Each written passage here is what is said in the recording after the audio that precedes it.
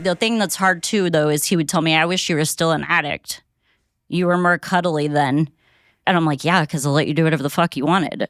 So that's been hard. I spoiled him, and now I'm having to deal with what I did with him being a spoiled, entitled little shit. I'm Matt Handy, and you're listening to My Last Relapse. We are on Jessica. Hi. Jessica Dawson, right? Yes, sir. Okay, well, thank you for coming on, and I appreciate your time. Thank you. We met, I reached out to you first. Yes. And then we found out that you were going through a very similar thing with your Suboxone. Correct. Okay. So we're going to touch on that for sure, but where do you want to start? Childhood, I guess. I went to 10 different schools. So this is a lot. So I feel like I had 3 different lifetimes, basically. So I started out in Quaw Valley in Missouri City, and my dad's an alcoholic. So I guess my first memories are, my mom trying to find him, go up to his job with me, my brother, and my sister. Had a newborn baby with her, go up to his job, and he's, in Austin for the weekend. Didn't even leave her with the car. She had to find out from his manager, So that was my first impression of him from what I can remember. Okay. I don't remember the earliest stuff, but I dealt with it the most between my brother and my sister. And then... Are you the oldest? Yes, okay. I'm the oldest. And so you know how that goes if you're the oldest. I'm the oldest of 10. Okay, then you know. Yeah. The responsibility. Yeah. And what they expect from you. Yeah. So I was the one who wanted peace. I wanted to make everybody happy. I was the perfectionist, tried to make everybody laugh, So I tried to hide all of my pain, so that did not end up well for me. Yeah. So... And then my dad went to prison for 2 years from a DWI. Okay. So then when he got out, him and my mom got divorced because he was an alcoholic. Okay. How old are you at this point? 6. Okay. And then my mom met my stepdad. And then my mom and my stepdad had 2 boys, but he had adopted a little girl. Okay. And just so... adopted out of the last marriage or yes. just adopted? Okay, all right. Out of the last marriage. So then with him and my mom together, there were 3 boys and 3 girls. Yeah. One of them's older than me, though. The girl is. Okay. How did that work? That was insane. Yeah. Insane. How did the not being the oldest sibling work after that? We were only a year apart. So we were kind of good friends at the beginning. Mm-hmm. Then she got mental issues and was diagnosed with a split personality. So we moved to Kingwood from Humble. Okay. And when we went to Kingwood, I was doing competitive dance and swim team. My mom got them into it, treated them like they were her own children. Mm-hmm. She was very fair. So then she said her new stepdad with his old wife, molested her. Okay. So she moved in with us. But then she said my stepdad molested her while I was asleep in the bed with her. Okay. But I stood up for her, for him. And I was like, no, he wouldn't have done that. I would have known if that happened. Yeah. So we move away and we disown her from our life. But we went on this trip to the Grand Canyon. She was slitting her wrists in front of us. My mom took a butcher knife and was like, if you're going to do that in front of my 6-year-old, then you better just kill yourself. You're just doing this for attention. Okay. Shit got crazy. So shit got crazy. Yes. Okay. So we go to the Grand Canyon. How did that affect you? Well, obviously my voice is shaking right now because I'm nervous, but... You're good. Trust me. This is a safe place. Okay. So let me sit back. There we go. So my depression was... that's when it started. I started to get anxiety. Okay. Because she was telling my friends all these lies at school. Okay. And, she was just trying to do everything to do anything, Yeah. So, bringing girls over to say she was gay just for shock factor. Yeah. And just doing different things since she was diagnosed with a split personality. But she, she didn't know who her real family was. So did she ever, manifest that in, could you see the dichotomy of the... personalities? Yes, okay. I could. So it was cool sister, bad sister. Yeah, crazy. Okay. Yeah. So it was very different for me, but it also, Down the line, then we moved to the middle of nowhere. And we disowned her. So we moved in between Cleveland and Livingston. So that was like culture shock for me. Yeah. So then dance was gone. Then swim team was gone. They didn't have that out there. So I was like, I went to Warped Tour and I was one of those kids who loved all the skater brands. And I wanted to date a skater boy and, you know, Avril Lavigne in How old are 5th you? grade. 36. Okay. Yeah. Yeah. I went through all the same shit. Yeah, Blink-182. Yeah. And so I went to Warped Tour every year. And so the kids I met out in the country were not the country kids. I hung out with the stoners. Yeah. Go figure. Wait, Ohio. Like Slipknot kids. Yes. Yeah. Exactly. Yeah.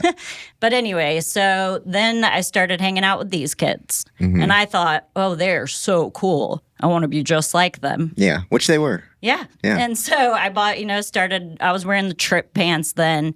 So people in this country school called me a gothic douchebag. Yeah. They would make nooses and hang my Blink-182 posters from a noose. Yeah. It was ridiculous. It was another world to me because Yeah. I'm from this town where there's people of color.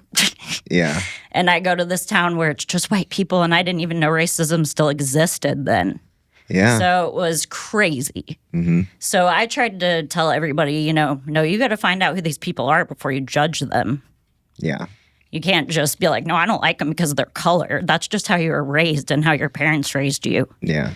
But anyway, so then we move out there. Well, I didn't know my stepsister's mom was from out there. Oh, boy. So my first day at school, we had this girl's like, I finally met my real sister. She's passing around a picture of her, and the picture gets to me, and it's my stepsister. I'm like, what the fuck? Yeah. So anyway, so I have to see this girl that looks just like her every day. So it brings back the memories all the time. Okay. So now I'm 13. We would watch a movie every Friday night, Yeah. and I fell asleep on an air mattress with my stepdad. Well, woke up in the middle of the night to him spooning me, Yeah. thrusting his dick on me. So I told my mom, but my mom made me tell her in front of him. Yeah. So then I locked myself in the bathroom for 2 hours after that. Well, come to find out, when I was 23, he was doing stuff to my little sister her whole life. Okay. So the stuff about my stepsister was probably true. Yeah. And I felt horrible for not knowing and for not sticking up for her. Yeah. So one day we went to a Warped Tour, and I took Adderall. My family friend, Claire, she introduced me to Xanax that night. I took a Xanax, and I finally felt like I could breathe because I have anxiety really bad, obviously. Yeah. And so I was like, oh, my God, this is what I've been missing. So from there, started self-medicating, and my best friend's mom had, a prescription to 90 Xanax, a bunch of Somas, all kinds of pills. So we would steal them from her all the time. And that was it. Every weekend I was taking Xanax, going to concerts, and getting barred out, drinking. Then it got to where I moved in with my stepdad and my mom when we moved to the Woodlands after being out in the country. I took 11 Xanax, drove from Klein area where we live now to the Woodlands on 11 Xanax and passed out in my food. My mom punched me. And I was like, I'm going to go live with my dad. So woke up the next morning, started getting ready for school. My stepdad's like, hey, what are you doing? I was like, this is before we knew he molested my sister. And I was like, well, I guess I'm going to go to school. He's like, I thought you were moving in with your dad. Well, I didn't want to admit. I didn't remember what I said. So I went with it and said, well, yeah, I guess I'm going to go to school, though. But then I'm going to College Park. I get there and I'm like, wait, why am I going to school if I'm moving? Yeah. So I turn around. The security guard chases me. I drive all the way downtown to Westheimer and Fountain View, wake up, and didn't remember the past 2 days. But I had to live with my choices. So, because I didn't want my mom to know that didn't remember what I said and that I didn't mean it. Yeah. So, and then my dad is gay, and I found out he was gay by my stepdad at a swim meet. My stepdad would bash him, talk shit about it, and told me my dad was gay at a swim meet of all places before I'm about to go race. So I got mad about it and was like, no, he's not, And I don't even know why I got mad because I never wanted to go be with my dad because he was never there, but he would come take us out on Wednesday nights. Yeah. But so I would go to his house, but he always lived with my Meemaw in Highlands, and I didn't want to go out there. The house felt weird to me. He wasn't comfortable. And with him being an alcoholic, I just remembered him trying to hit my mom and abuse her and do that kind of stuff. So I didn't want to be there. So anyway, but I don't know why I cared about him being gay so much. I don't care now. I love it. But anyway, so down the line, I go to live with my dad, and I start going to Lamar High School.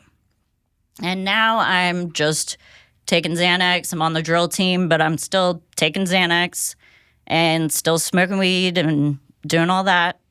But then I start doing coke and harder things. And luckily, I never got into shooting up, really. I've done that a couple times, but only in my 20s. You never got into it, really? Well, like, I did it once or twice, but I had a really bad experience. They missed the vein, and I couldn't move my arm for a week. Oh, yeah, that's fucked up. And they were supposed to shoot me up with heroin, and it was meth. Oh, that's even more fucked up. Yeah. So, yeah. Dude, that hurts so bad. And I only did that because I was on 5 Xanax. Had I not been on Xanax, I would have never done any of the things I did. Yeah, I had a friend in high school.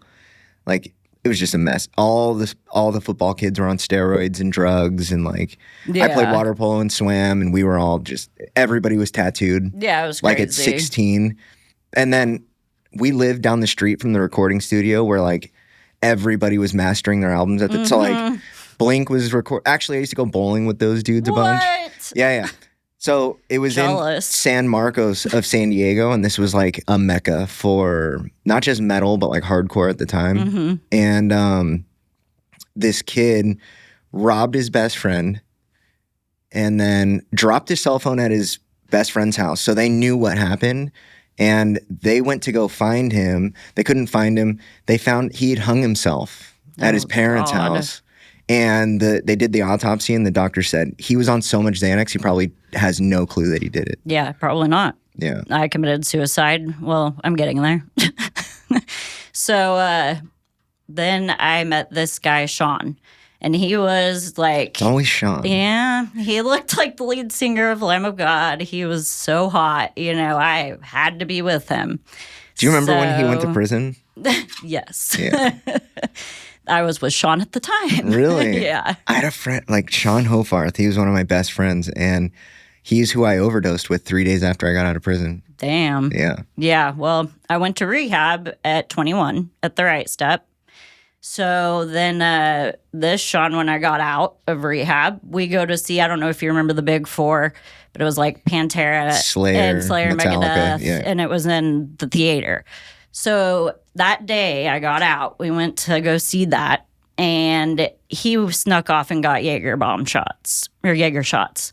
And I was like, what the fuck? So of course I go and get shots, and there went my sobriety. Yeah. Well, no, I was 20. So I was like, of course I'm going to drink because I wasn't 21 yet. So I wasn't taking it seriously. The day you got out of treatment, you went to the concert and relapsed? Mm-hmm. Yeah, that's statistically accurate. Yeah. So then, and then before that happened, though, why I ended up in rehab was I took a bunch of, he threatened to break up with me, and I was on Xanax, and I took a bunch of ibuprofen, but I took, not ibuprofen, like the powdery white Tylenol, like the old school. Yeah. The non-coated ones. Yes, and just poured it all out, like a handful, and took it all. And went out there, my mouth was covered in powdered white, and he was like, I think we need to go to the hospital. I just took a bunch of, medicine. He's like, okay, let's go. And they had to give me the black charcoal and do all that. Woke up, and they're like, we did everything we could to save your life. And they were like trying to make it serious to me, like, don't do this again. Yeah. They wouldn't let me leave. They're like, you have choices. You can either go to rehab, and that's why I ended up at the Right Step. Yeah. So I go to rehab, and then when I get out, I did that. And then Sean moved me to Kerrville. That was no. I was crying all the time, miserable. I'm a city girl. Did not like it. I have a friend out there right now. Really? Yeah, he owns a rehab. It's called the Hopper House. Have you heard of it? Yeah, I have. Yeah. He's awesome. Chris Hopper. Shout out. So anyway, so I move out there and then move back here. start cleaning beach houses in Crystal Beach with my friend. The friend that I met in high school with her mom that has all the pills. So, yeah. So I go back to Crystal Beach. Her mom owns a cleaning business. Start cleaning with her. Back to taking all the pills from her. Mm-hmm. Then I'm like, okay, your mom will not stop telling us what to do. We got to get out of here. I'm like, I'm used to working at fine dining restaurants. We can make our own money. Let's go move back in the city. So we moved back in the city. Houston City? Yep. Okay. So met Kirby and Westheimer at Avalon Square. And man, I am just going to work, getting drunk, taking pills. I pay my bills, but that's it.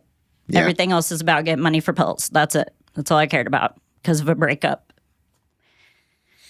Dude, there are people fucking rich off of us out there. So right, dude. Yes. I was at a car dealership 2 weekends ago, and I have a 2-month-old, and I have like this baby carrier, and this chick walks up to me, and she's got. I told you about this, right? Yeah. She had like one of those beanies on with the strings and the. You know? The little top thing. Okay, she's got Uggs that go up to like her shins, and then this bright red overcoat thing. Totally looks like an alcoholic. She like walks up to me and she's like, "Can I touch your baby?" And it's like just alcohol. She works there. Oh God. Right? She sells cars. Right? And she's just smashed. Yeah. And I was like, what? Like, how do I? You can't touch my baby, but no, I was like, I know, sure. Yeah, go ahead. Yeah, I know. You're gonna be she nice. Like grabbed her foot. She was like, what is she? Your baby is energy. I was like, so fucking drunk. Right, yeah. Well, at least she was like sweet about it. Yeah. Your baby's energy. That's cool. Yeah. I believe in energy, so I'm not religious. So I'm more about like spiritual. And that's why AA was so hard for me. Okay. Yeah. Believing in God. That thing. God all throughout it. I was like, I don't want to go there to that cult. Yeah. I mean, it's a hurdle for sure. It was a hurdle for me until somebody finally got it through my head. You know, you can believe in whatever you want. I'm like, okay, I can do Mother Earth, you know? Yeah. Is that what you like decided? Yeah. And how long has that been a thing? Since the past 10 years, you know, I've always been like spiritual and witchy, you know? So I have my stones and all that. Yeah. You were out in the cornfield with the Slipknot kids. Yep. Yeah. Okay. Where do you want to go from here? Okay. So now let's go to me meeting my husband. So I'm at Avalon Square, go to Gay Pride Parade, and They have that here? Yeah, every year. Okay. Anyway, so I go every year because my brother's gay, my sister's gay, my dad's gay. Okay. I'm the one straight person in my family. You know, it's usually the other way around. Yeah, but you're the oddball. Yeah, I'm the oddball. So then I go to Gay Pride Parade. I'm not looking to meet anybody, but that's when it happens. And then I'm like, hey, dude, can I come sit under your tent? They won't let me drink this alcohol. You met a straight guy at a Gay Pride Parade. Correct. Well, he's straight. I get it. Yeah. Anyway, so he was just like supporting his people as well. Yeah. So anyway, so we meet and then we get married. I got pregnant 6 months later. Mm-hmm. And then we get engaged. You're still fucked up. Yes. Okay. Oh, but I'm only taking like a quarter of a Xanax now, and that's when I got pregnant. Ah. I thought I couldn't get pregnant. Yeah. Because I, was a whore on Xanax. So, Well, you think. Yeah, I think. Yeah. Yeah. And so, yeah. You remember some of it? Yeah. Yeah. Some of it. The feeling, you remember the feeling after for sure. I remember waking up and being like, who the fuck is this? You know? Yeah. But yeah. Anyway, so then I meet him and I'm doing good. I'm not drinking really. I'm taking a quarter of a Xanax. If I do drink, it's just red wine. I'm doing better because I want to be good for him. And I got really fucked up at a club and embarrassed him. So I'm trying to do better. Yeah. And then we went to a Renaissance Festival, took acid. Pretty sure my son was conceived then. So then, and I was conceived on acid. Like in the woods? So, yeah.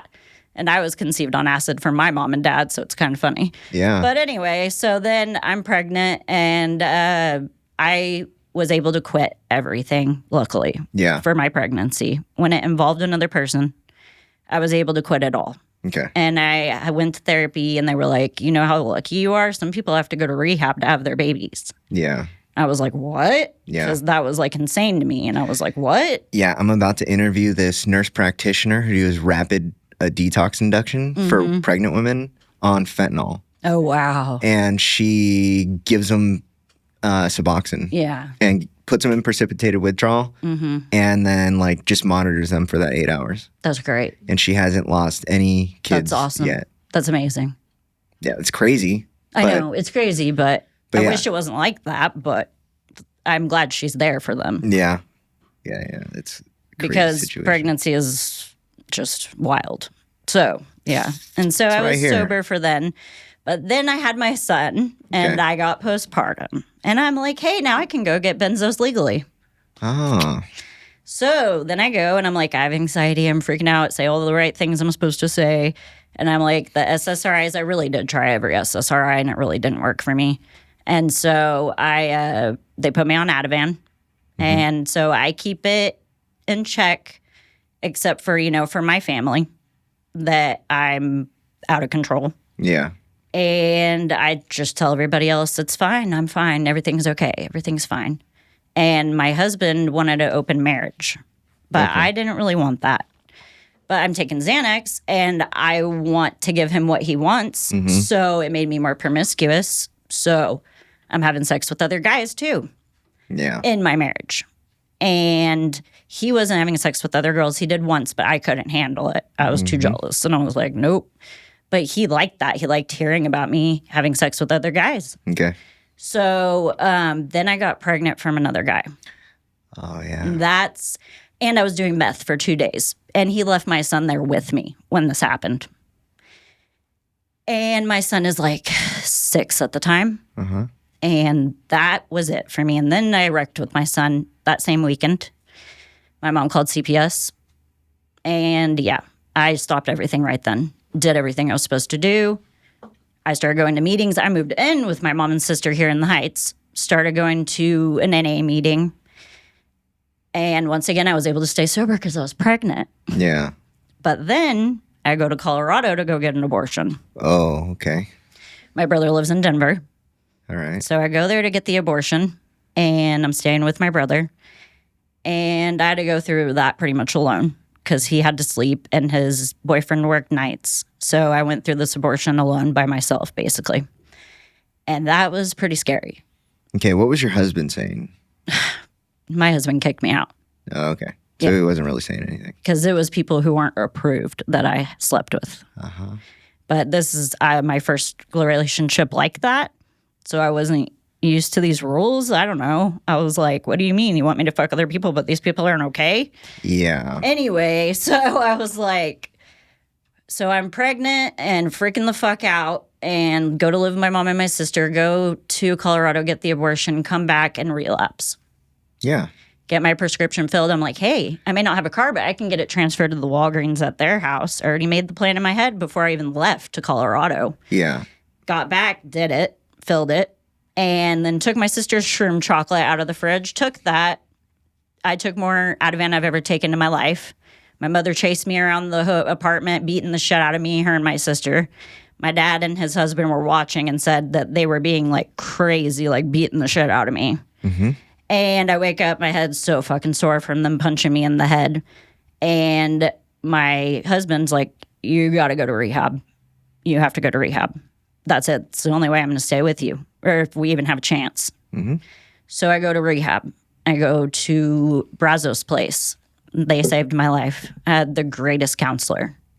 So that was amazing. She was really big on cognitive therapy. She wasn't religious, and thank God they asked me about religion and did not give me the lady who was always quoting Bible verses, because I've never even read the Bible.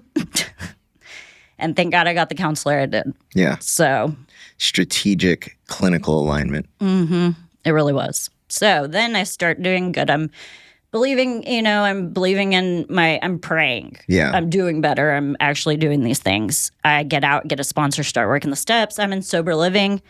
But the day I get out, my husband said he called a lawyer and he's filing for divorce the day I got out of rehab. And he didn't even do a video call with my son while I was there for 42 days. I could only talk to my son on Saturdays for like 10 minutes. I was crying nonstop every day. Like, I'd never been away from my son. So this was like pure hell to me, you know? So, but I did it. I got out, went to sober living. And then it wasn't a mother and children home right away, though, that I went to. I would thought they were going to be like ghetto and gross. I didn't want my son to like see anything because luckily I'd kept him shielded for most of it. Well, I forgot to say one part. So we did a play date and I took an oxy, what I thought was an oxy. It was fentanyl. Yeah. This was a year before I went to the Brazos place. And luckily, it was right time, right place. Thank God this girl was cool. She was a medic. She gave me CPR, noticed that I was passed out, and said that I was under this sign that the symbol meant breathe.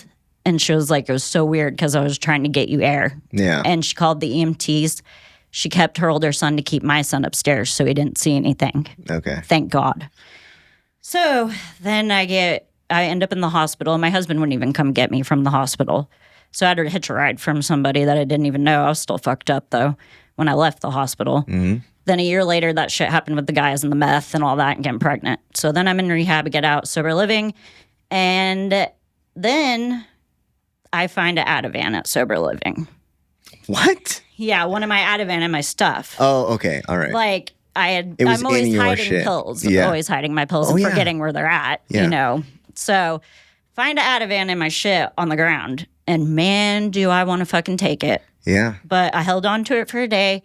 And I was reading my big book, and this part happened, and I turned it in. Yeah. But then they say, well, since you turned the pill in too late and you held on to it, you're obviously still craving stuff. So they gave me like ultimatum, either you go to the Heroes program to see if you need to get on Suboxone, because they lied and said it was an opioid, and it wasn't. It was Ativan or Valium. But anyway, they said that it wasn't that. It was an oxy. So who's they? The house people, like So like the BHT the or president. No, this is nobody. This is a girl at the house. She doesn't have anything. She's not a doctor. yeah. So she tells me to go to the Heroes program, and I can't get kicked out because they said they were going to kick me out if I didn't go. Yeah. So And you got all this shit over your head. yeah, Yeah. and I have a kid, so I can't get kicked out. Yeah. And so I'm like, okay, so I go to the Heroes program. They put me on Suboxone because of me taking that pill and it being fentanyl. They're like, okay, well, you meet the criteria. Let's put you on Suboxone. Yeah. So they put me on it, and now I just want to get off of it. Yeah. Because I think it's just making my anxiety and my depression worse. Yeah. I mean, have you researched Suboxone at all? No, How long have you been on it? a year and a half. Okay. And I'm almost sober 2 years. okay. And are you doing it in conjunction with therapy? Yes. Okay. Like same prescriber and therapist? No. Okay. Yeah. Yeah. Suboxone probably saved my life. Yeah. For Right. you, yes. Yeah. So it probably saved my life, but it also probably almost fucked me up too. Mm-hmm. Right. It's a really slippery slope for people. You're giving an addict Yeah. a narcotic that we can't get high on, but we have to self-dose it. Mm-hmm. And you expect us to That's a bitch and do it right. yeah. Yeah. I am doing it right, but I mean, still it's hard as fuck. I always Yeah. want to be like, should I take an extra strip? yeah, dude, it's, yeah. And then have you tried to get off of it? No, not yet. Okay. That's where I'm going. I'm down to 2 strips. I was on 3 strips, but I'm at a really low dose. So I'm hoping that it's not going to be that hard, but we'll see. Yeah. Are you going to call that doctor? I am. Okay. Yeah. I don't know.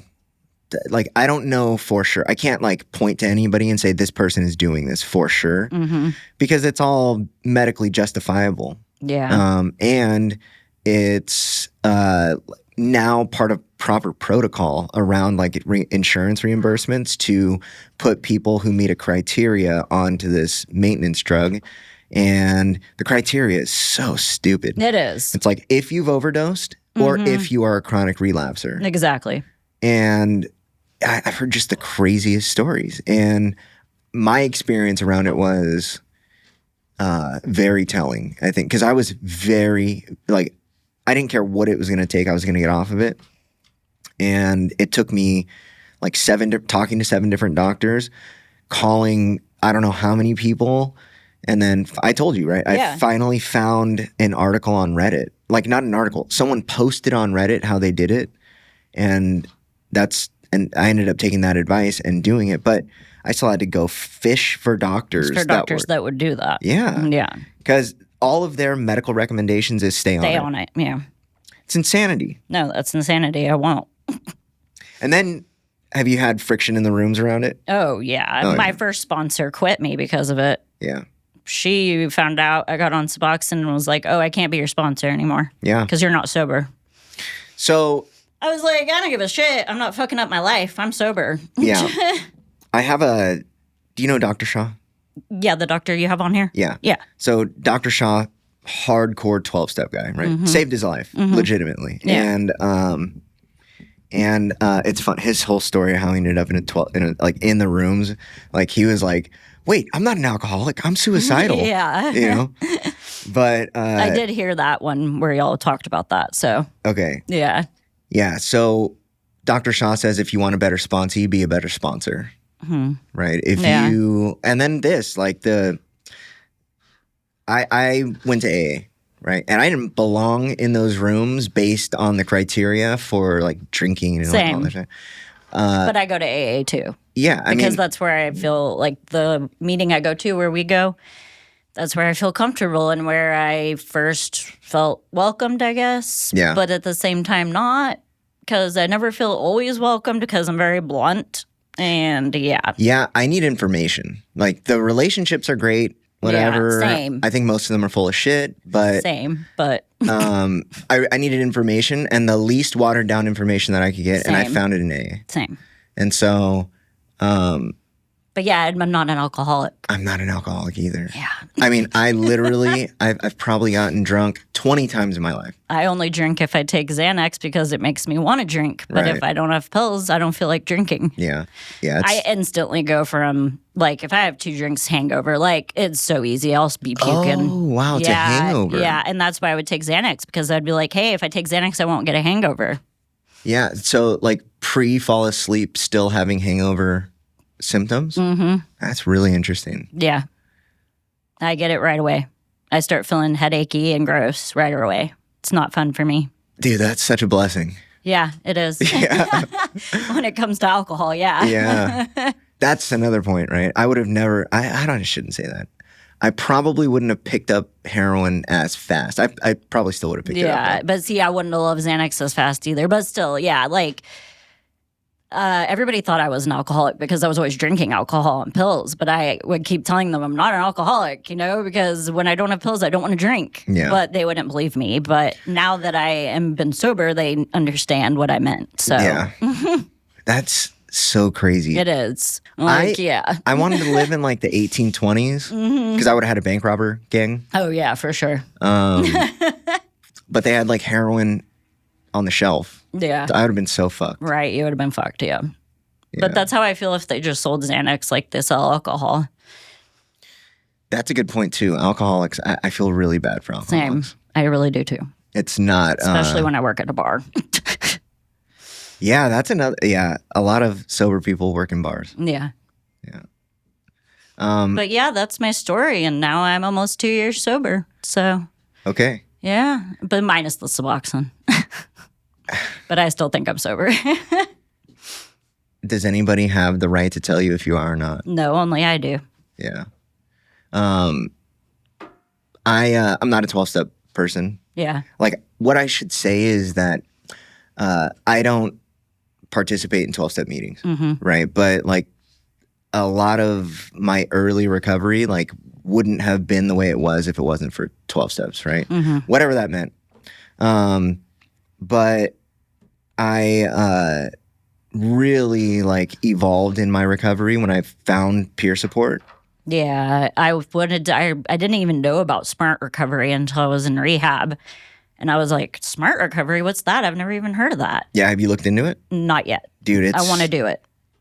Yeah, it's a really good alternative for people who want information. That's what I want. Yeah. Yeah. And that's why I want to do it. Because I like learning about why we do the things we do. That's the one to go down for sure. Yes. Okay. because when I was in rehab at the right step, when I found out like Xanax cuts off the oxygen and blood from your brain, that's why you do the fucked up things you do. It like really helped me to understand. Like I didn't quit, but have you seen the connections between benzos and dementia? Oh God. Have you seen all this stuff that's going on?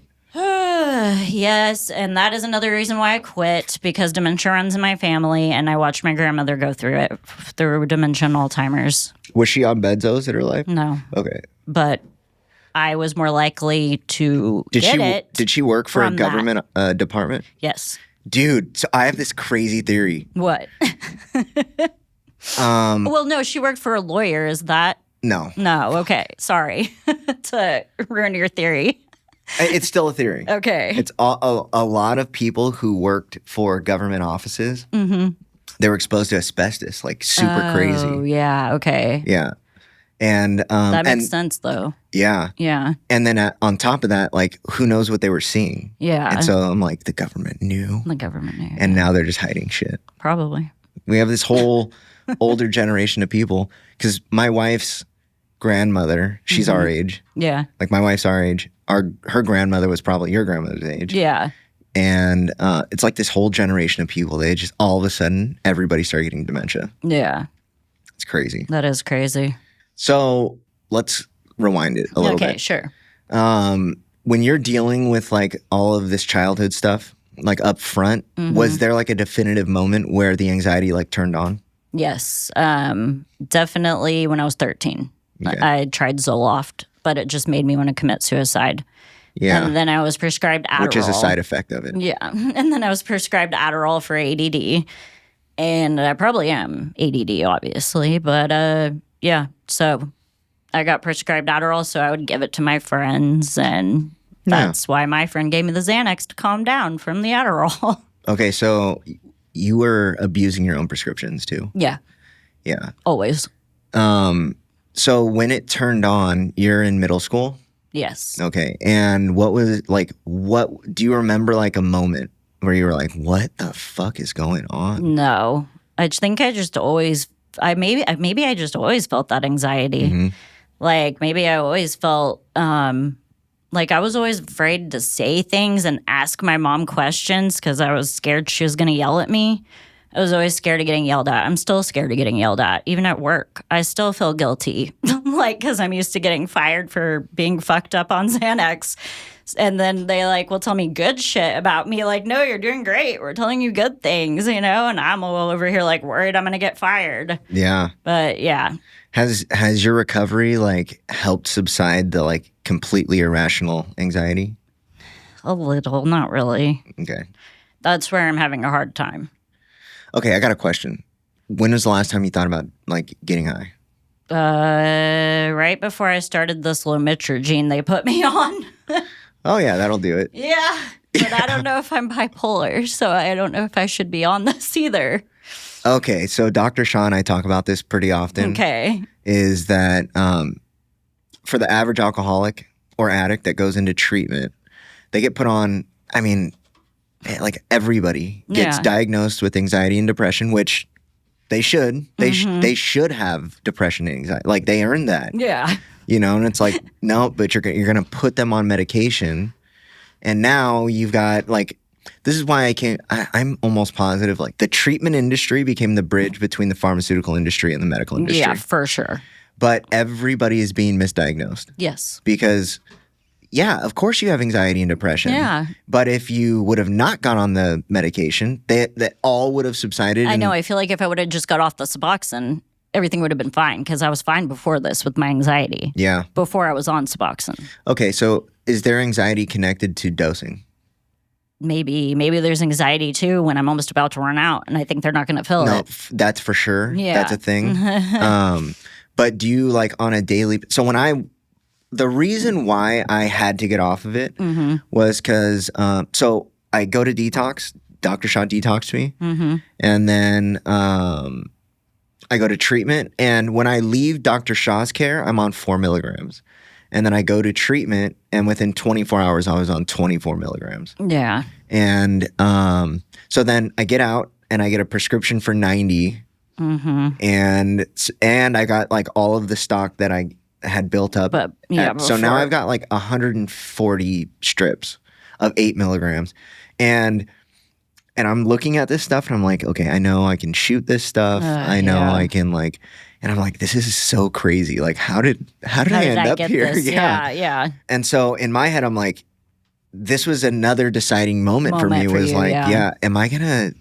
That's crazy. I didn't know that. Secretly get high on that. I mean, dude, I've been slamming heroin for 17 years. I'm sure all the people who've done that know that. They all know. Where it's like, okay, I know. Also, if you're like, well, yeah, because I used to buy Suboxone to get high off of it before I even was prescribed it. Right. So, did you ever get high on it after you got it prescribed? No, I mean, like actually at the beginning, it did fuck me up, and they wanted to kick me out of the sober living house because I was falling asleep. Oh, dude, I know somebody that's going through this right now. So that's why I'm on a very low dose, because I was like, I can't take this. This is too high. So they gave me a lower dose. Yeah. And then I ended up leaving that sober living house because of them being like that. And that's when I moved into the women and children's sober living house so my child could live there with me. Is it still there? Yes. The women. What is it called? Well, I don't know what the house is called. I don't remember. But it's Oxford House. Okay, yeah. Yeah. But they're they all have their own names. Yeah. Yeah. Yeah, so Oxford is a specific type of, it's a communal sober based living house. Yeah. You have different roles in it. Like somebody's the secretary, somebody's the president. Right. It's all self-governed. You all run the house. It's self-governed. Yeah. It's called a democratic sober living. Correct. Yeah. Yes. So anyway, I'm in this situation. I'm like, what am I going to do? Yeah. Like, and actually, this is like right when I quit going to AA too, because it was like I talked about this in a meeting, and like I talked about what was going on in a meeting, and I could just see. I did the same thing. Yeah. It was not, but guess what? It made another guy open up to me who was taking Suboxone, and he was able to talk to me about it because I opened up. Yeah. So. Well, the clubhouse I was going to is like very strictly alcoholics. Yeah. And it was so like. Was mine. It was like. I could see like the lights turn on in people's and I was like, oh fuck. Oh fuck, I shouldn't have said that. So then I go to the next meeting and it turns into this whole thing. But anyway, I'm like, dude, I gotta get off this shit. Yeah. Right? Like that's how I feel right now. Yeah, you do. I mean, I'm like, I gotta get off this. Yeah. Medical advice. Like medication advice, like it's such a weird thing because you have all these sponsors like telling everybody you shouldn't be on antidepressants or you shouldn't be this. I have to be. I'll be crying. Yeah. I take Cymbalta. If I don't take my Cymbalta, I cry. I'll just have crying spells and be crying nonstop. Yeah. It's ridiculous. I'll just be sad and fearful of everything. So I have antisocial personality disorder. And so the spectrum of like emotions for me is like, like if yours is like this, mine is like that. That's how I feel. I feel like a robot though sometimes. I used to take Xanax just so I would have feelings. Like, so I would feel like I had feelings. Oh yeah. People talk about like, oh, you get your feelings back. And I was like. No, I feel more dead inside. Me too. It was when I was on. And that's what's hard. Yeah. Like heroin. But everybody talks about like all of the greatest songs were written on heroin. They were. Right. So it was like. I don't know. And I always fall in love with heroin addicts. It's weird. My Sean, he was a heroin addict. Or used to be. He didn't do it with me, but he was before. That is such a weird battle. Heroin addiction is such a weird battle.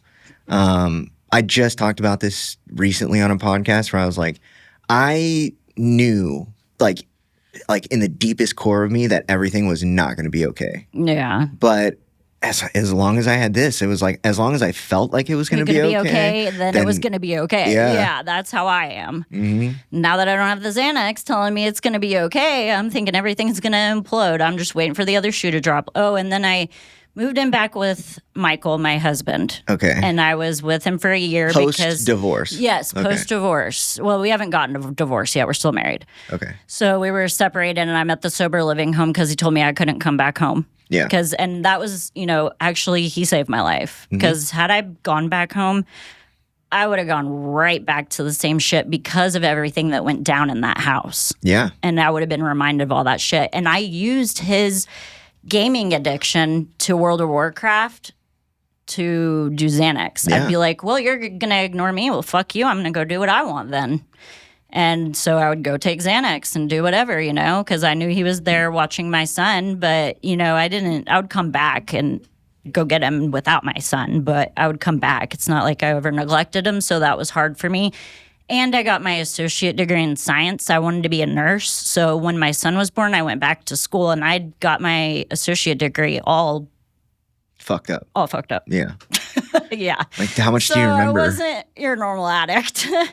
Yeah. That's the thing. I took AMP1, AMP2 and did great. Got an A and a B and took my nursing exam for the entrance exam, but I don't remember any of that now that I want to go back and do it. That's the thing. It's so weird. If you take a Xanax and you take it every day, you remember the day before. But if I stop taking the Xanax, I don't remember it. Yeah. It's so weird how if you take it, though, you'll remember what you were doing. Yeah. It's so weird. Yeah. It's like it puts your brain back in that mental state, and so you remember. I don't even know. There's like a continuity. Yeah, like a so chemical weird. continuity. Yeah, I think that is a very typical alcoholic addict thing. I just had somebody on the other day. He was 21 years old, fucking his life, like literally fucking his life up. Got a job like flipping burgers, and 18 months later, he was running the restaurant. Yeah. Like we are very high achievers. Actually, I just came up with this. We are. Yeah, very high achievers. But that's part of the problem for me, though. I feel like I'm never good enough. Yeah, I think it's part of everybody's. I think that I came up with, I had this thought 2 days ago. I was like, the reason, well, anyway, if addicts and alcoholics, like, en masse entered recovery, we would end this problem with, like, adolescent boys not having examples to follow. Mm-hmm. That's a big deal for me. That's why I moved out and why I have my own place. Because my husband was still just being a dick and yelling at me and still bringing up the past. Yeah. And I was like, I can't live like this. I'm going to relapse if you keep throwing the past in my face. Yeah, it's the scene of the crime. Yeah. Right. And then my son was having to yell at him, like, don't yell at mommy. And I'm like, no, my son shouldn't have to stick up for me. 9 years old. Oh, wow. Yeah, shout out to Mace since you called me to come get you sick from school. He wants to be a YouTuber, so I think he was trying to get out of school to come with me. So they called me on the way here to come get him. I'm like, he's not sick.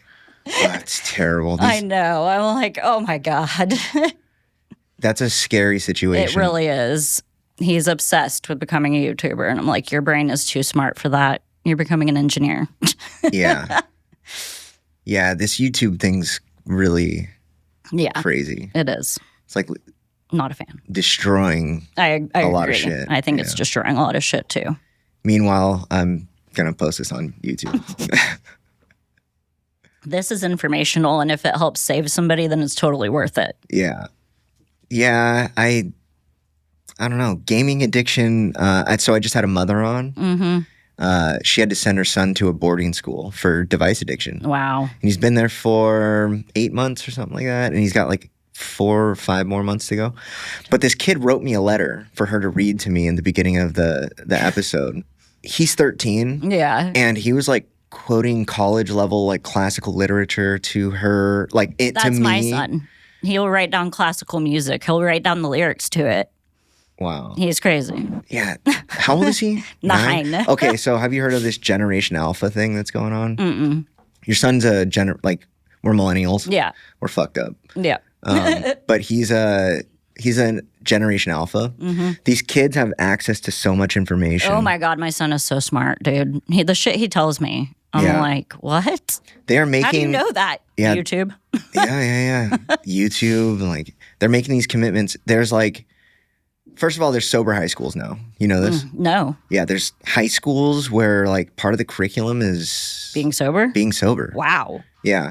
But also they're making these and I know why. I think I know why is because we are raising them and we're fucked up. Them. Yeah, we're fucked up. Yeah. And so they're making. But I try to really instill in my son too. Like I took him to AA with me. I don't hide things from him. I want that seed to be planted just in case he is an addict. And he will tell me too, like crazy. The thing that's hard too, though, is he would tell me, I wish you were still an addict. You were more cuddly then. Or like, and I'm like, yeah, because I'll let you do whatever the fuck you wanted, you know? So that's been hard. I spoiled him, and now I'm having to deal with my consequence, like with what I did, with him being a spoiled, entitled little shit.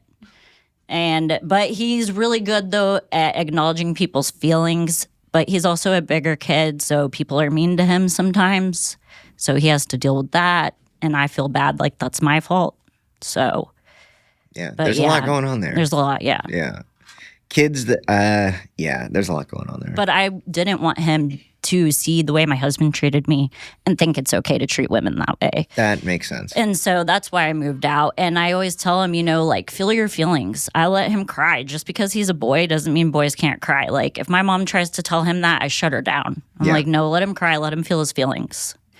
And he can self-soothe. Like, he puts on ASMR to go to sleep. He can put himself to sleep, but he knows how to calm himself down, And I think that's really important because I didn't know how to do that as a child. I was just forced to go to bed and stay up there laying awake thinking of all this shit that would drive me crazy, you know? So there's no fucking handbook. But I will say this. Like, we've moved into this weird situation. I don't know. Where like women are now trying to, and no offense to you guys. Yeah, I know you're both ahead. Boy moms, but like from a man's perspective, guilt and shame are really good motivators for young boys to like get their shit straight. And I feel like a lot of we don't want them to feel guilt or shame anymore. Not just that, but it's like, yeah, it is okay to cry. Trust me, I was sexually abused as a kid. Like there's like a lot of things that like I talk about that the average guy would never talk about, right? No, I love that. But at the same time, it's like crying's one thing, but like I don't know. Who knows? Who knows how to do this? No, I know what you mean, but yeah. No, I am not going to lie. It might not have been always the best, and that's what me and my husband still fight about is the way we parent.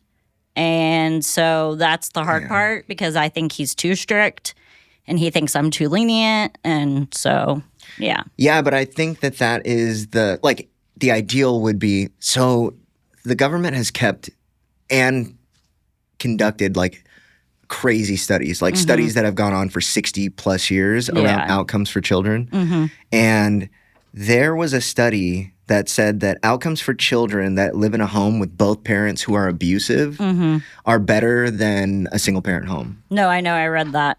That's why I've stayed with my husband for so long because I took psych classes and it said like people who are married, their kids will end up better than being apart. Yeah. And so I stayed, but I'm sorry, I don't believe like some part of that. Like if my son was the one wanting me to move. Yeah. He was asking me, like, I want to leave. I want to live with just you. So, yeah. It's so crazy. Just outcomes are crazy anyway. Because, like, we look at, like, us. Yeah. And we are definitely the outcome of our parents. Oh, for sure. Right? And it's like, okay, well, how can they? I don't know. I know. I'm trying every day to break that generational trauma. Every day trying to be better than my parents were, But luckily my dad, he's been sober since my son's been born. Because I told him, you were a mean alcoholic. You'll never see my child if you drink. And that got him. That's crazy. Grandparents are fucking really weird. They are. Yeah. It's like, well, my sister and brother, they're like, why couldn't he have done that for us? Yeah. But I don't feel that way. I get it, I guess, because I'm an addict. So my parents have 34 grandchildren because they have a million kids. Yeah. Right? And I'm like, so I left at 16 and I was completely disconnected at 21 and didn't come back till I was 32. Yeah. And I didn't talk to any of them. That's kind of how, because I was living with my dad at 17. So he was off getting drunk. I was doing whatever I wanted at 17. And his boyfriend, who's his husband now, lived with him, and he would be like, we have to go find your dad. He could be drunk or going to jail. He's not answering his phone. And I'd be like, Andre, no, I've been dealing with this my whole life. I'm not going to go find him. Yeah. Like, he should be looking for me. It should be the other way around. I'm not going to go look for him. Yeah. But the parents that I had, like, watching my now parents who are grandparents, I'm like, what the fuck? Right. Like, they're so different. It's just so different. And I think a lot of it is like, my parents were like extreme disciplinarians and they probably got so sick of that. Same. I got the belt growing up. Oh, yeah. So, yeah. My mom spanked us with Hot Wheel tracks. Oh, yeah. We got like the flimsy ones. Wire hangers, electrical cords. Yeah. Yeah. Yeah. But it was also a very different time. And I'm from California where like that was legal, and then at one point it became like you go to prison for that. Yeah, exactly. But I recently found out it's legal to spank your kids in Texas. So Really? Oh. yeah, I had a CPS court judge on. Oh, okay. She was like, "Oh no, it's legal to spank your kids." Oh, wow. I didn't know that. And then I was like, "How do you know the line between abuse and discipline?" And she was like, "You know it when you see it." You do. I was like, "Okay, but what if you're the one doing it?" Right. Yeah. Right. No, and plus, it's every children's different. Spanking didn't work with Mace. It just made him want to hit me. Yeah. Just teach him hitting is okay. So It made your everybody's son want to different. hit you? Yeah. He would just hit me back if I spanked his butt.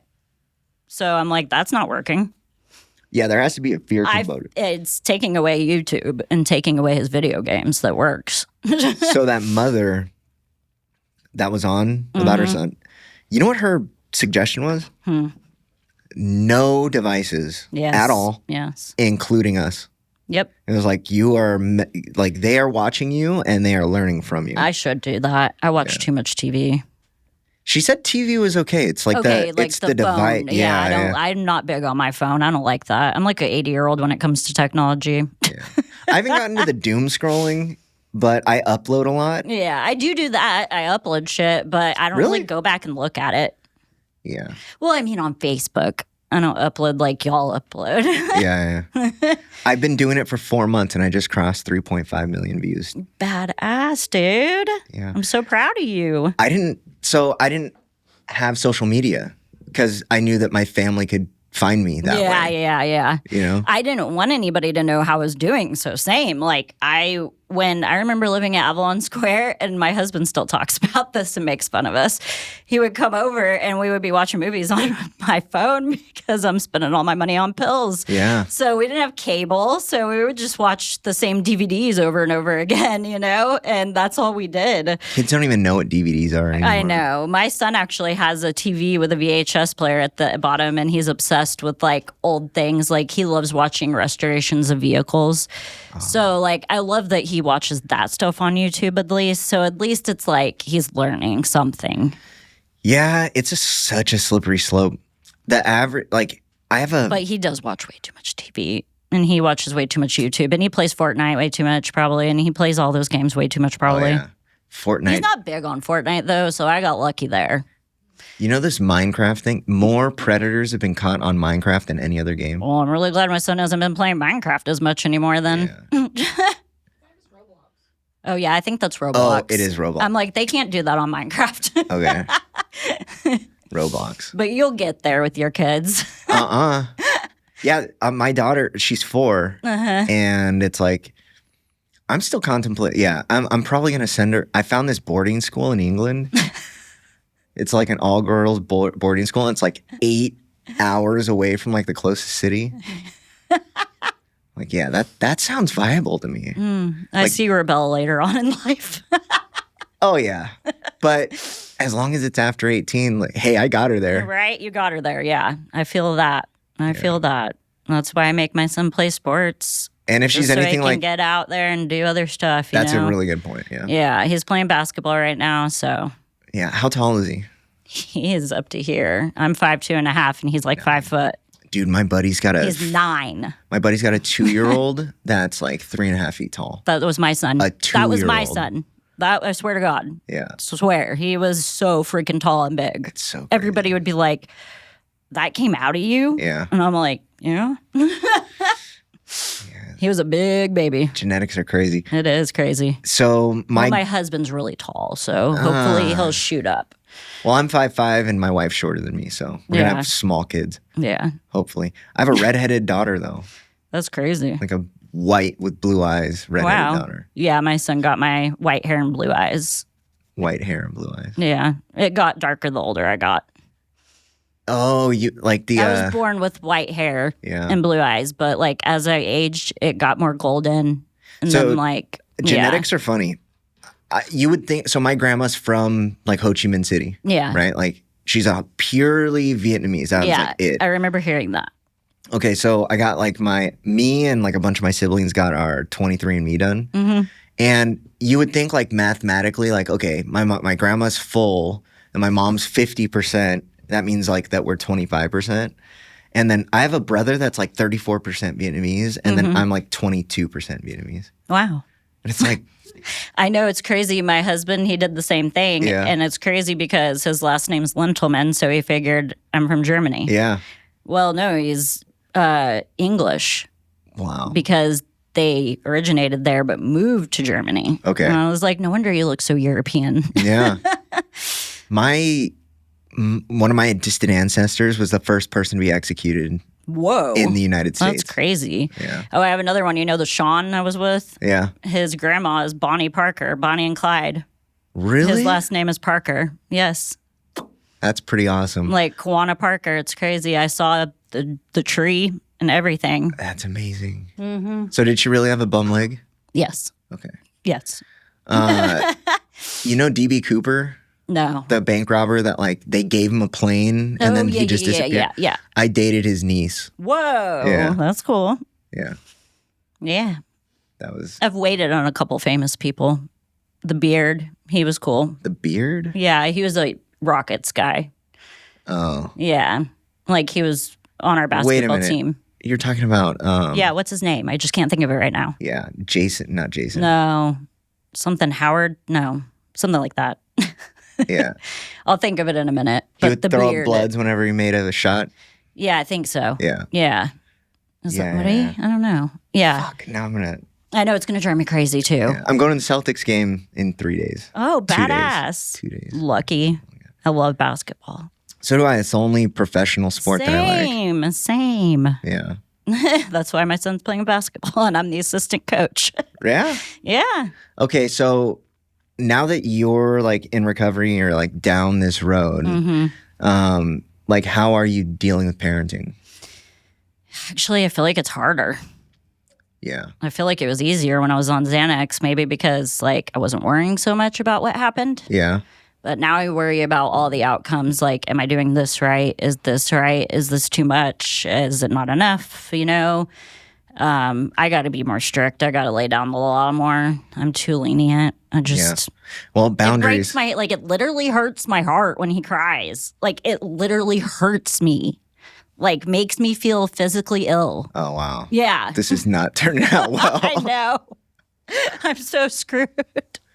Okay, I'm just going to throw this out there. But I think that's just as bad as like the mistreating is like the emotional. Yeah. Now he's like going to be able to be like, oh, I know how to manipulate this situation. He does. He knows how to manipulate every situation. I just had to deal with that last night because he knew I was going to sit and watch the Royal Rumble with my husband. And because he's like, you got to watch it. Your girl Liv wins. Well, he didn't tell me, but I knew he was going to win because he wanted me to watch it. And so he's like, come on, we're going to watch it. And then as soon as we put it on, Mace goes upstairs and throws this huge fit that he wants me. And he wants me to come upstairs and lay down and cuddle with him. And I'm like, no, stop manipulating me. Yeah. And Michael was like, you got to be strong with him. Don't give in. And I didn't. I went back downstairs and I let him cry and do his shit and did not give in. And I was like, if you really want to be with me, you can come down here and watch this with us. And he eventually did. So Yeah. I did good last night. I'm making progress. Yeah, hey. There was, so do you know anything about like Jewish culture? Yes, a little. And So- I'm obsessed with that new show. Nobody Wants This. I don't even know what that is. Oh, he's a rabbi and he's with Kristen Bell. And it's funny because her dad's gay, so I relate with it a lot. It's on Netflix. He's a gay rabbi? No. Sorry. Her dad is gay and she's dating this guy who's a rabbi. Okay. But like her family's crazy. It would be like me dating a rabbi. Oh, Yeah. So it's pretty cool. rabbis are interesting people. Yeah. He's a hot rabbi. Really? Yeah. Is he like Hasidic with the curls? No. Okay. Well, back in the day, I don't know if this is still a thing, but back in the day, they used to, like, the mother would take full control until the boys were 8, and then it was 100%. The dad would take disciplinary, like, everything. I like that Full idea. control in eternity. I think that's smart because I feel like, actually, I feel like it was kind of a blessing I was on Ativan and an addict when I was, because now I'm having a hard time dealing with my son. I feel like I gave him like really good emotional, like, because I was in nursing, I was like studying to be a nurse. So I was taking psychology. So I was teaching him everything, like the body parts. I was teaching him like everything I was learning in nursing. And so I was letting him learn with me. Yeah. And he loved it, you know? I remember one day I was like, hey, I'm really proud of you for Taekwondo. And he's like, what about school? And I was like, well, of course I'm proud of you for school. And he's like, well, I don't want to learn how to hit people. I just want to go to college like you. And I was like, wow, he really is watching what I do. Yeah, for sure. And I'm like, so now I really want to finish becoming a nurse so I can show him you really can become whatever you want. Yeah. Are you a nurse? No. Okay. I just have my associate degree in science. Okay. And did all my classes to get my bachelor's degree in science. So, like, if I got into a nursing program that was 1 year and accelerated, I could have my BS in a year. But money, and I'm a single mom, and yeah. Well, that is a really good door to kick open into the treatment world. Yeah. I've been thinking about actually getting my LSTDC license or, being a licensed counselor. Been thinking about that. That's an interesting path to go down. Yeah. Because, I have a bunch of friends that are LCDCs, and I have one specifically that's a really good friend. Shout out Robert. He's an LCDCI. And I watch, unfortunately, when you go into the clinical world, there's handcuffs that are put on you around what you are allowed to do and what you are not. Yeah. And so it's in order to be effective. That's why this is really hard for me to do it, because I don't want to just prescribe people pills. And I don't, I feel like if I became a nurse, there would be a lot of things that a doctor did that would piss me off. Oh, yeah. And do you know how much formal education the average PCP gets around addiction medicine? Probably not much. Yeah, 6 hours. Wow. Total. 6 hours total? Yeah. No wonder we're fucked. Yeah. No wonder they don't know shit about us. Yeah, so this is why I probably know more than they do right now. Oh, yeah. Yeah. Oh, yeah. Anybody that's gone to treatment probably understands a little bit more than your average primary care provider. Yeah, for sure. I know. I remember telling a primary care provider I took acid and I couldn't move my neck or back. I got a slip disc. And I told her, and she's like, you licked a battery? Because she wasn't from this country. Oh my gosh. And I was like, are you fucking serious? I was like, no, I took LSD. Did she understand you then? Yeah, finally. Okay, all right. And I was like, and she goes, oh no, but she was like, LSD, we don't have this. What is this? And I was like, what? Yeah. How do you not know what LSD is and you're a doctor? Yeah, 6 It hours. was shocking to me. 6 hours. But yeah, that is an issue. It is, because... But that's why I want to be a nurse too, so I can be there for other people and know that they're not alone and handle the people who get treated like shit because they are addicts. Yeah, in an emergency room? Yes, I want to be an emergency room nurse. Okay, so my cousin's wife was a training nurse in an emergency room, and she lost her fucking soul. Yeah, I'm worried about that. Yeah, she had to get out of it. See, I kind of have no soul already. I'm just Hey. kidding. I mean, that's why I want to do that, though, because I feel like I have no emotions and I'd be able to handle it really well. Yeah, the benefits of addiction. Yeah. Yeah. Yeah, for real. Not a lot bothers me. Yeah. When it comes to big stuff, it's the little things that get to me when it comes to, my son and my family. But if it's not that, then I'm good. Do you know what SAMHSA is? No. It's the Substance Abuse and Mental Health Department of the federal government. Wow, no. Okay, so they've been around for 34 years. 2 years ago was the first time in their history that the director was in recovery. Wow. First time. What the fuck? Yeah. And it's Substance Abuse and Mental Health Department. What? Yeah. That's crazy to me. Yeah. Yeah. No, I mean, yeah. Some shit just doesn't make sense. It doesn't. And that's what I have a hard time with, when things don't make sense. And I'm like, Well, you got a hard time a lot. but why? Yeah. I do have a hard time a lot. Yeah. Dude, yeah. I tell people all the time that addiction follows no logical, linear path, So true. but neither does recovery. Yeah, you're right. It's I thought, it's going to be all rainbows and sunshine. Fuck no. well, there's that part, but also, how many things do you do where if people knew that you did it, they'd be like, why do you do that? Oh, yeah. Shit. I mean, people do say that to me at work. Yeah. They're like, why are you doing this like this? You're making it so much harder. I'm like, don't you know me? I have to do everything the most stubborn, hard way until, it makes sense to me. Yeah. My brain doesn't work like my sons and my brothers. They're really with it, but I have to really try for where I got in life. It doesn't sound like it with the whole thanks. nursing, because I don't think I could do it. Well, but see, the Ativan slowed down I wasn't taking Xanax at that time. That's I right. was only taking my Ativan.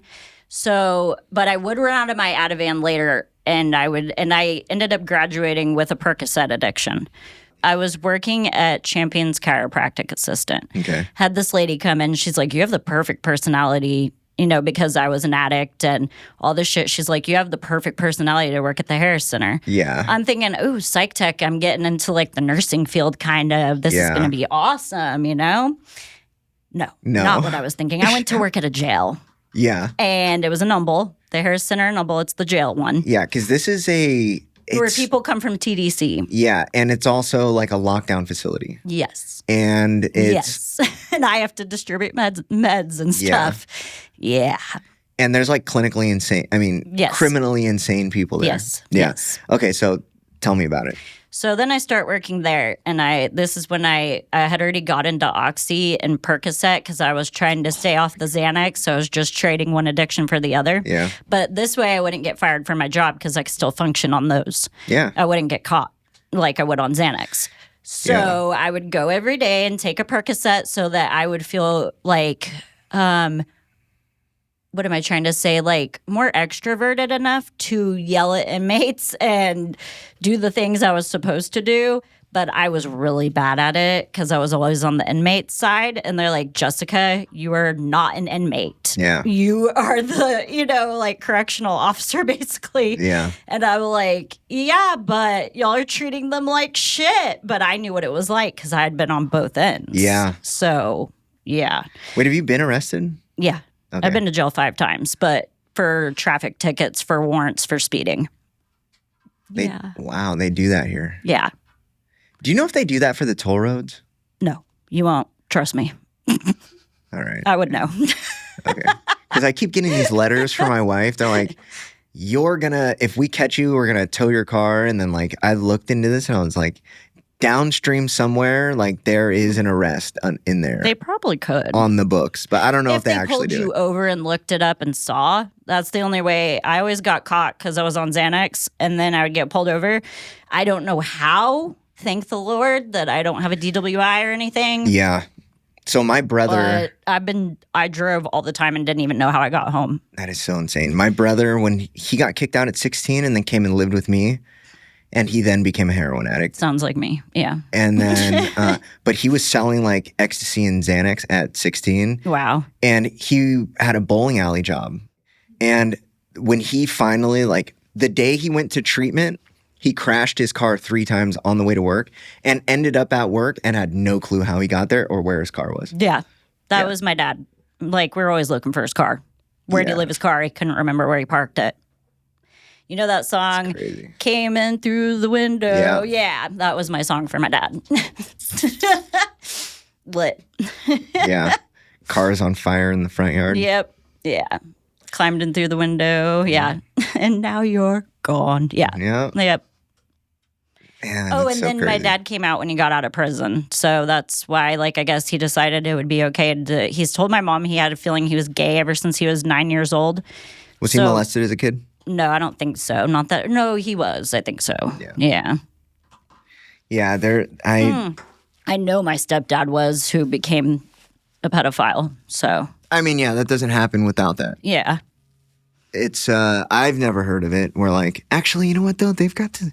Do you know what the Seaman Warriors of Papua New Guinea is? What? Never heard of this? No. There's a warrior culture in Papua New Guinea where they, at 6 years old, this is so gross. This is so crazy.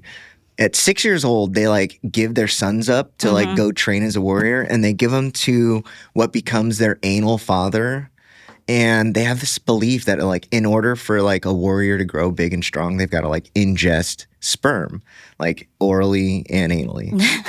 And they do these crazy rituals where the whole village will just rape this kid. Oh my God. And there's teams of these kids and then it's so funny. It's after they reach 13, they get made fun of if they continue that behavior though. Wow. Yeah, it's That's like crazy. it's crazy. Like you're introducing him to this, but then if you keep acting like this, yeah, that's crazy. Until you get to molest your own kids. Ugh. Right? It's like yeah, no, thank you. the weirdest. That's fucking weird. Yeah. Yeah.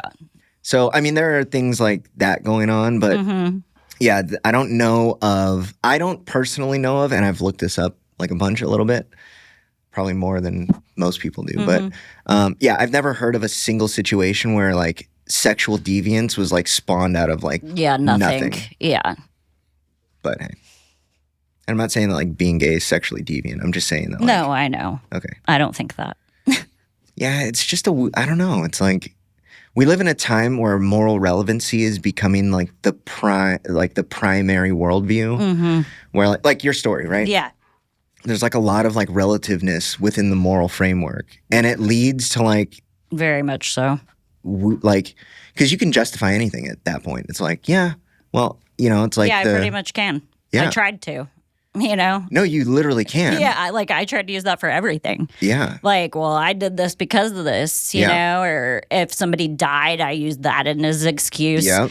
Sucks that I was so messed up at all the funerals I was at for my grandparents. Yeah. Like, yeah. Well, plus there's like harm principle, where it's like if consent is present and harm is not, that something is okay. Yeah, and it was like it blocked all the fear out of me, the Xanax did, so I wasn't fearful of anything. So sky was the limit for me, you know? I would just keep fucking guys because I was getting Xanax for them for free. Did you ever get into like stealing? Yeah, I did it early in my Xanax addiction. I would wake up, but I only stole from stores. I never stole from people. No, that's part of like the moral. Yeah. Okay, so there is women for some reason. But I would wake up with a whole new wardrobe, all kinds of shit. Oh, yeah. I'm like, how did I get this? Women have a propensity, like when they first get on Xanax, like their minds are geared. It literally makes them want to steal. They all steal. Yes.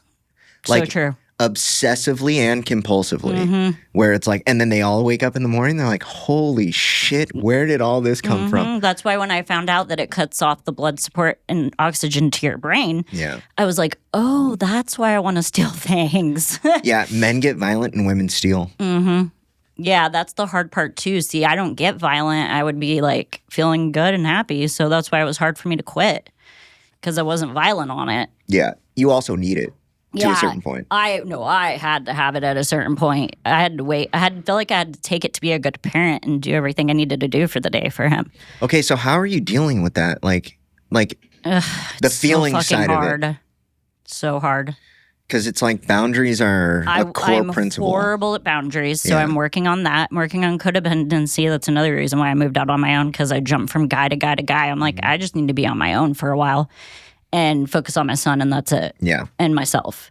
So that's where I'm at now. Okay. But I am having a really hard time with it, and that's why they put me on the lamotrigine, because I was having a really hard time with still feeling the anxiety. Like, because they have stuff for opioid addiction, they have stuff for alcoholics, but there's nothing for Xanax addicts. Yeah. And there's barely any research on it. Like, so people don't know shit about it. Because of the medication, are you having like better like control over impulse? Yeah, I'll tell you the crazy part. The day I took the lamotrigine, it felt like I took a Xanax without all the crazy side of, without getting...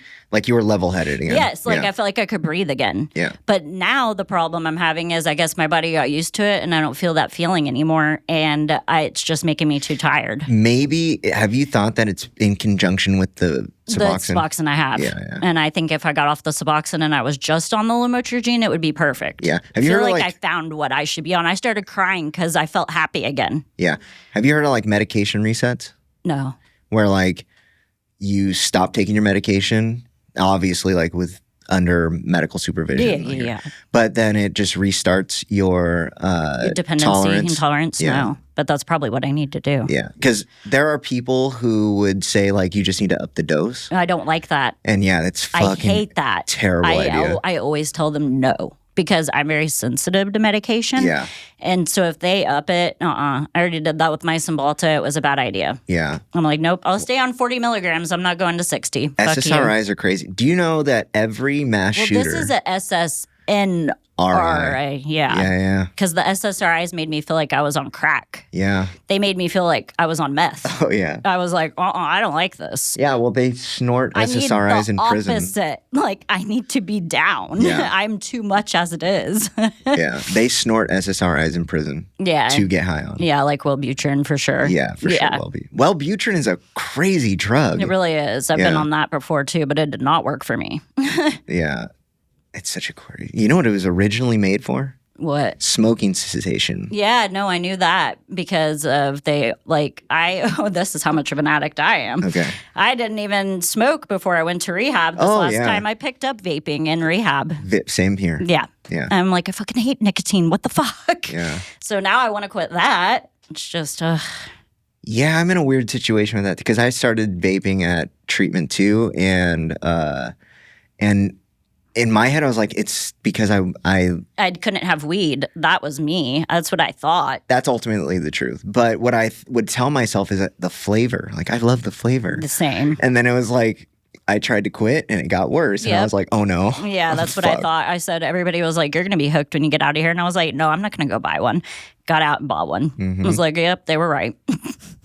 Nicotine it gets a bad rap because the delivery method is typically the problem, not the nicotine. Yeah. Exactly. Because actually, nicotine's really good for you. I don't know about that. It is. It's like the most effective nootropic that you can possibly ingest. Wow. Yeah.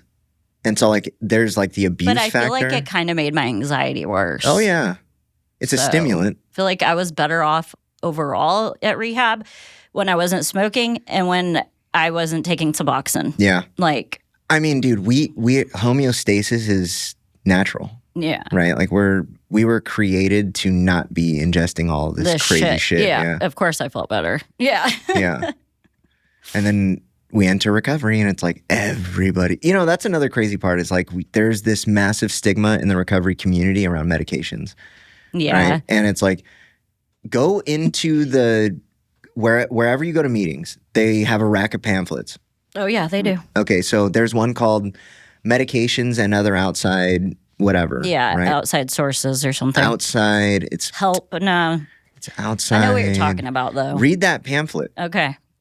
And it's really eye-opening. I will. Compare what that is telling you, which I think it was like the 80s it was created. Read what that is telling you and compare it to your experience with like what people are telling you. Yeah. It's like what my doctors are telling me? No, the people in the rooms. Oh, okay. Because it's like we're not supposed to have any opinion of outside. Yeah, but I don't care what they say about that. I don't agree. Yeah. But now you have to deal with it. True. Right? Now it's like you have to deal with it. Then that's why I'm kind of not like I'm kind of like you. I'm not like I do the 12 steps and I'm working on it, but I've been stuck on step 8 for like almost a year. And it's like I don't know. I'm not totally committed to AA. I feel like I'm kind of on the fence sometimes. So, I don't know. Yeah. It's just. No, you can tell because you're on step 8 for a year. Yeah. But when Bill and Bob created it was 6 steps. But when they started doing this, they would do it in like 15 minutes. I know. That's crazy. And then the whole point of it was to like go to the next room and help the person in there. I know, and I wish it was more like that now. Yeah. I wish it was more about like, when they say they used to go on calls and like go out and actually help people. Like, I wish I could do that because we did that at Sober Living one time. A guy relapsed and we had to go like help him out, and that I liked. I liked being a part of that. So I'd like to do more of helping addicts in a positive way. Yeah, you can. Yeah. Yeah, you can. You can. Yeah. It's weird that you stopped at step 8. Yeah, I don't know why. Yeah, because I've already said sorry to a lot of people. It's not like I fear saying sorry. Yeah, that's step 9. I'm very apologetic. Well, step 8 is making a list of all the people you've harmed. Yeah. So I know I don't understand why I stopped there. Yeah, I don't know. Maybe. But I also started smoking weed again, so that could be why. Yeah, that. Yeah, you're. So I'm like Cali sober, but I think I should stop smoking weed too, though. I think I was happier without it. Cognitive dissonance. Yeah. Right? Yeah, that's it. Okay, But it's because I moved back in with my husband and he smoked, so. Okay, so how do you feel about your recovery post smoking weed? I feel okay because, I don't know, it doesn't make me want to do anything else. It just helps my anxiety sometimes. You know what's interesting is... But sometimes I think it makes it worse. So it's anxiety? kind of... Yeah. Yeah. So it's kind of... Slippery slope. Slippery slope. Yeah, that's why I think I'll just quit that too. Yeah. I just want to quit it all. I don't want anything. Yeah. Except my Cymbalta. Because that's for depression. Like, I'll get... Like I said, I'll cry without that. Chemical imbalances are a real thing. Yeah, that part's real. Yeah. Like, that part. Yeah. But I think that's it. Like, because I wasn't like big on opioids. It's mainly benzos. So I don't think I need the Suboxone. I was fine before without it. I turned the pill in. The whole you getting on Suboxone thing is crazy. Yeah, that was crazy. And then and now I feel like if I wasn't on the Suboxone, I feel like I would have never started smoking weed. I feel like it made me too up that I wanted to calm down. So. Yeah. Yeah. I don't know. Recovery is a wild ride as well. It is. Yeah. But for those who are out there, feeling alone, like I want them to know they're not alone. Yeah, I mean, and that it's okay if they're getting by like that, Like it's working for me. I'm like I have my own car. I didn't have my own car before. I have my own place. Didn't have my own place before. I've kept this job since I've been sober. I've been at the same place, so. Yeah, I that's unheard of for me. So.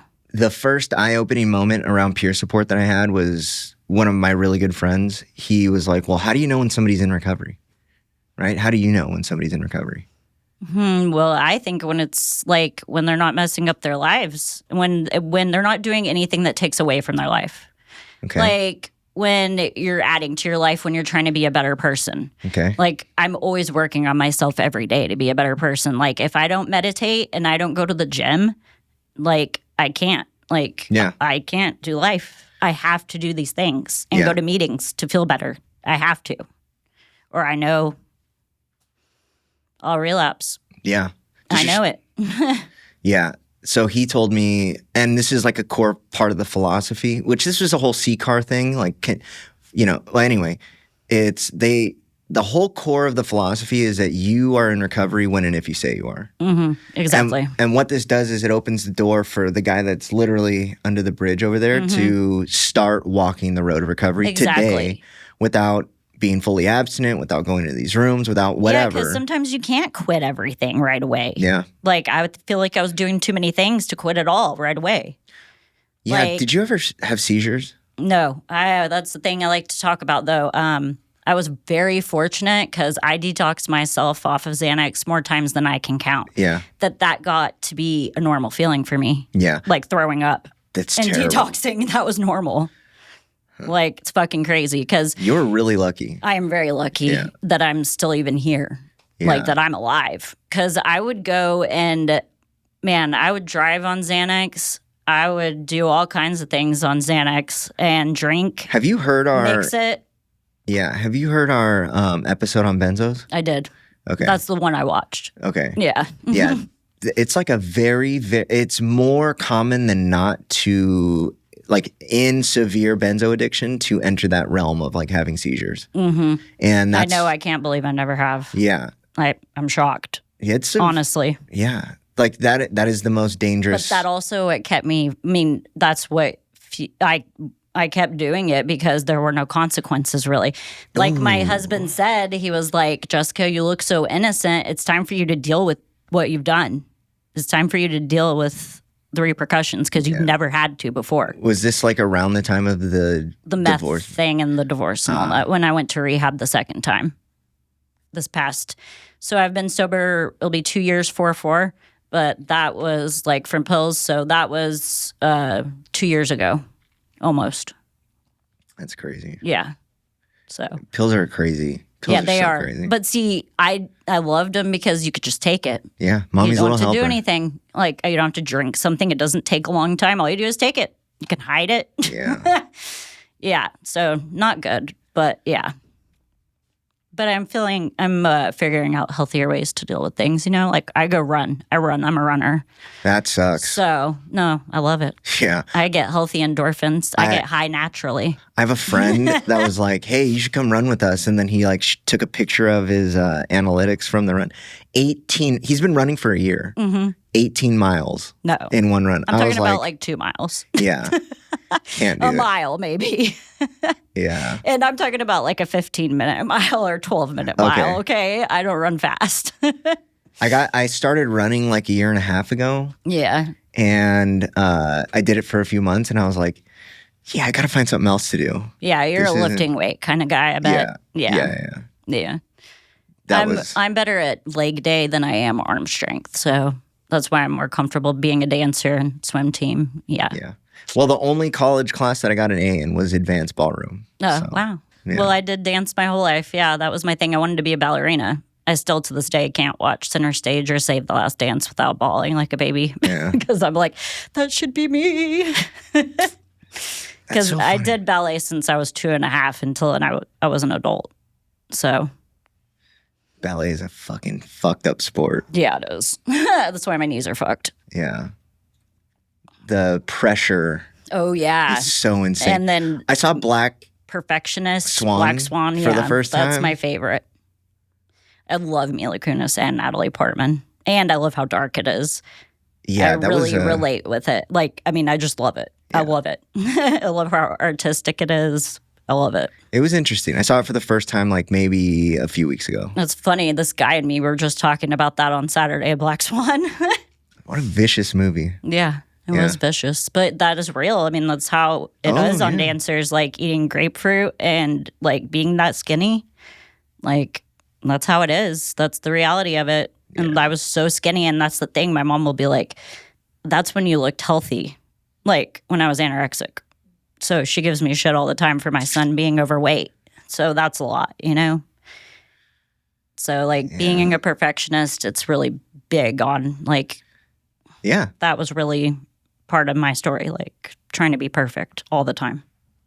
Yeah, that's all that movie's about. Yeah. Yeah, exactly. It's such a crazy movie. Okay, anything else you want to say? No, that was about it. All right. Well, I appreciate your time and thank you for coming in. Thank you for having me.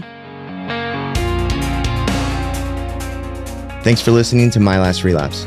I'm Matt Handy, the founder of Harmony Grove Behavioral Health, Houston, Texas, where our mission is to provide compassionate, evidence-based care for anyone facing addiction, mental health challenges, and co-occurring disorders. Find out more at harmonygrovebh.com. Follow and subscribe to My Last Relapse on YouTube, Apple Podcasts, Spotify, and wherever you like to stream podcasts. Got a question for us? Leave a message or voicemail at mylastrelapse.com. If you're feeling overwhelmed or struggling, you don't have to face it alone. Reaching out for support is a sign of strength, and help is always available. If you or anyone you know needs help, give us a call 24 hours a day at 888-691-8295.